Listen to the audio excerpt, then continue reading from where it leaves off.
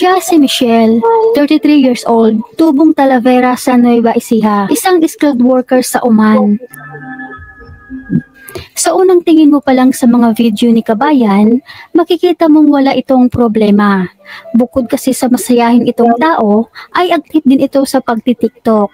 Pero sa likod ng sayat mga ngiti nito, ay may nakatago pala itong kalungkutan at problema. Tinatamaan na pala ito ng matinding depresyon, kaya ito nagpakamatay. Nalabis na ikinagulat ng pamilya, lalo na ng ina nito na isa ring OFW sa Oman. Sa kwento ng ina ni Kabayan, 3 taon na umano si Michelle sa Oman. Wala umano itong nakitang kakaiba kay Michelle kapag nagsasama silang dalawa. At wala rin umano itong nasabing problema sa kanya. Nangako pa nga daw si Michelle na sa paparating ng kanyang birthday ay ipaghahanda daw siya ng kanyang anak. Pero ang pangako na ito ni Michelle ay naglaho kasabay sa mga nais pa sana niyang abuting pangarap para sa kanyang 5 anak na naiwan sa Pilipinas. Yan, so dito po ako nagtataka, meron po siyang 5 anak and then kasama niya po yung kanyang mother dito po, dyan po sa Oman, no? So kumbaga, iniisip ko bakit, ano yung mga rason, ano yung mga dahilan, bakit siya nakuha pa niyang bawiin yung kanyang buhay. Hindi ba niya naisip na may maiiwanan na 5 anak? So yan po, bibigyan po natin ng reaction video itong pagkawala ng ating isang kababayan dyan po sa Oman. Pagbibigay na rin po tayo ng opinion. Pilipinas. Dahil ayon sa ina ni Michelle, noong March 14, 2024, nakatanggap umano siya ng tawag mula sa mga otoridad. Sinabing patay na si Michelle. Nakita daw ito sa loob ng kwarto na nakaluhod sa gilid ng kama.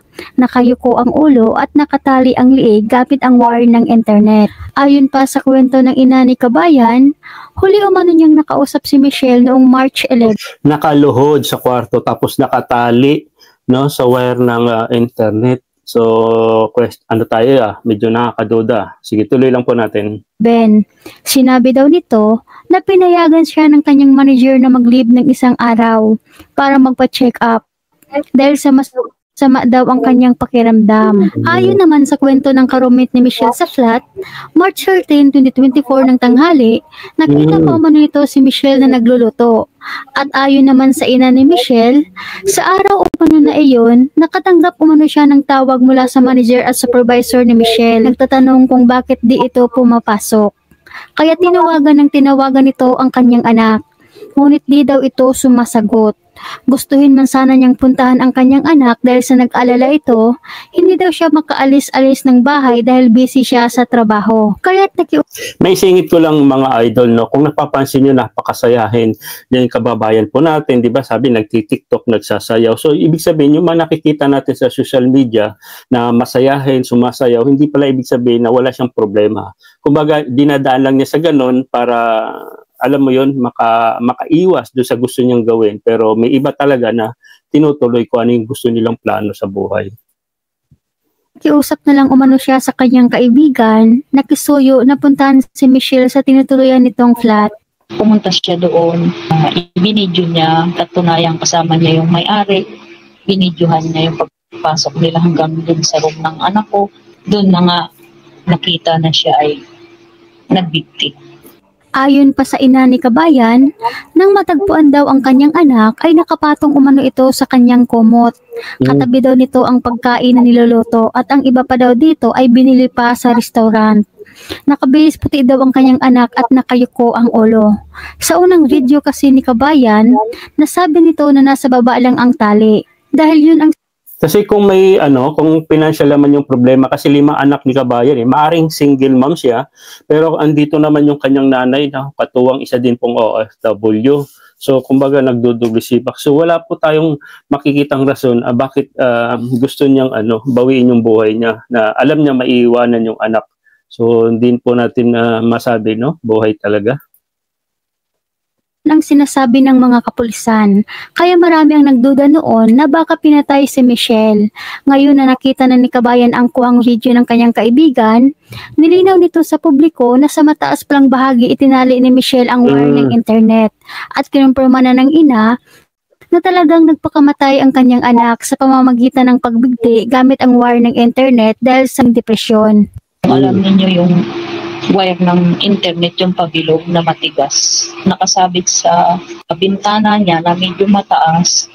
Doon niya itinali yung wire ng internet. Ibinuhol niya yun, tapos ipinasok niya yung isang wire na internet. Yung pag ginanya niya, mahihila niya, nakatabilog ng ganun. Yun ang ginamit niya. Labis ang pagdurusa at paghinagpis ng ina ni Michelle. Hindi pa rin ito makapaniwala na wala na ang kanyang anak. Sobrang Sa mga kapwa kong OFW, ito lang may papayo ko po sa inyo, no? Kahit anong problema po natin sa buhay natin, okay, may depression po kayo, may problema kayo sa financial, sa family, sa partner o sa anak, wag nyo pong gawing solution ang bawiin po yung buhay nyo. Tandaan nyo po, kung kayo may anak, kawawa naman po sila. Sila po yung magiging magdudusa po sa bandang huli. Kung depression po, makipag-usap kayo sa mga kapwa mo ring OFW, sa mga nakakatanda sa iyo para mabigyan po kayo ng advice. Okay, wag nyo suluhin po yung problema nyo. Kasi ang depression, isa sa mga pangunahing problema talaga sa mga OFW. Katulad ko mga OFW. Kahit ako nakaranas din ako sa ganyan. Pero dapat may iba po kayong mga kaibigan na kausapin ka, okay, ibuhos nyo, ilabas nyo po yung yung problema nyo para mabigyan kayo ng advice at doon baka mawala po yung sa isip nyo na bawiin nyo po yung buhay nyo. Nalugmok ito sa nangyari. Dahil dalawa na pala sa kanyang mga anak ang magkasunod na namatay. Tatatlo na nga lang daw ang anak niya, kinuha pa ang dalawa.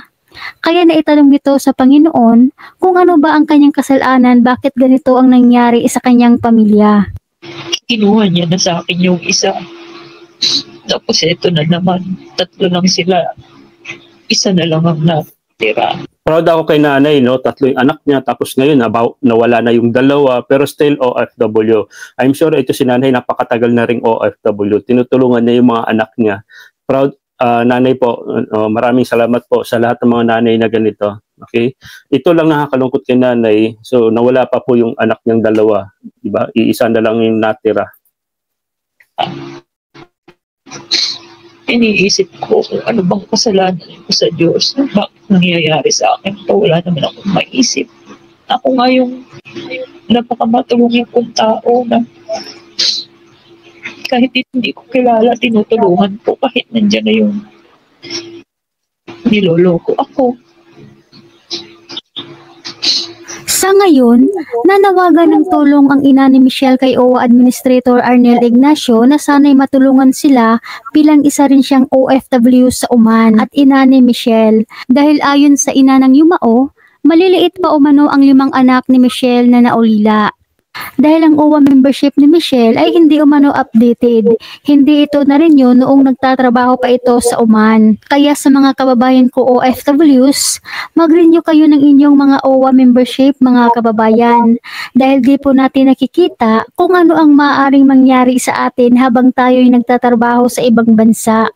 Para kaagad rin kayong matulungan ng OWA sakaling magkaproblema man kayo o may mangyari sa inyo.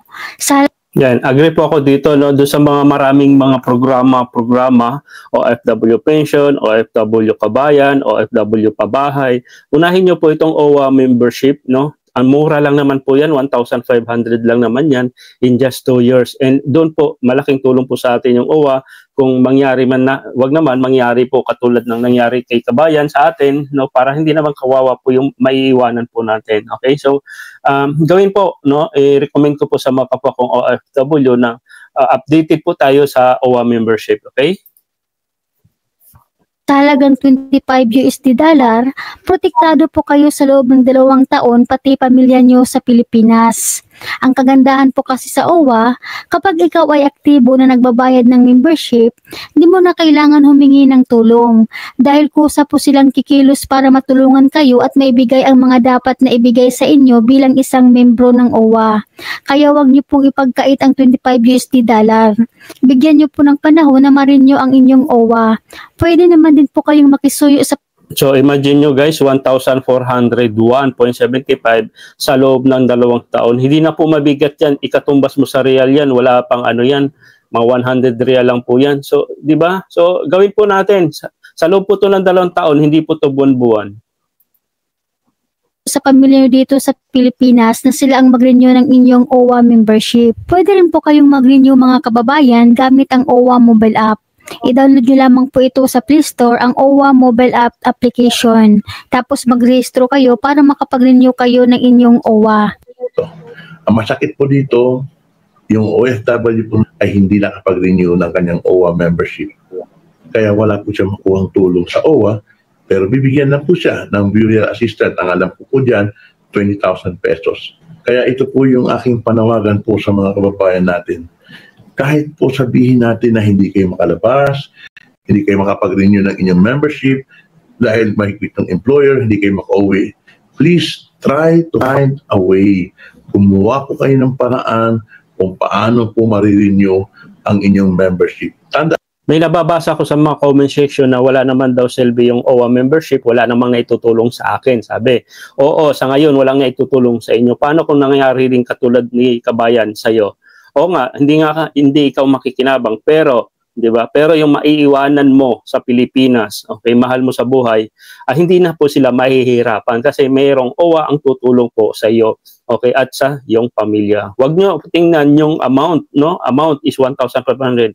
Hindi po 'yun ang big deal doon. Okay, ang big deal doon pag nagkakaproblema kayo. So may makakatuwang po yung pamilya nyo, which is yung OWA. Okay? Sana naintindihan niyo po sa mga kapwa kong OFW. Tandaan ninyo, ang membership ng OWA ay tuwing 2 taon lang po ng inyong kontrata. Yung unang alis po ninyo, sagot po ng inyong employer dahil asama po ito sa binayaran nila sa processing fee ninyo. Pero pag expire po ng inyong membership, kayo na po ang automatic magre-renew, magbabayad po mula sa inyong bulsa. Kaya please, huwag na po sanang hayaan ninyo na mangyari po sa inyo.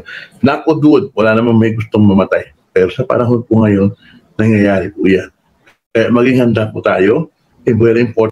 May singit ko lang si Sir Kabong. Maraming salamat, Sir Kabong. No, idadagdag ko lang. So, malinaw po sinabi ni Sir Kabog. So, sa first 2 years nyo, sa pag-alis nyo pa lang, lalo na sa mga first-timer, hahawak pa po kayo ng OWA membership kasi kasama sa binayaran ng amo mo. Okay? Basta sa first 2 years mo. Pero pag after ng 2 years mo sa isang first contract mo, okay? Ito yung first contract, unang 2 taon mo. Okay?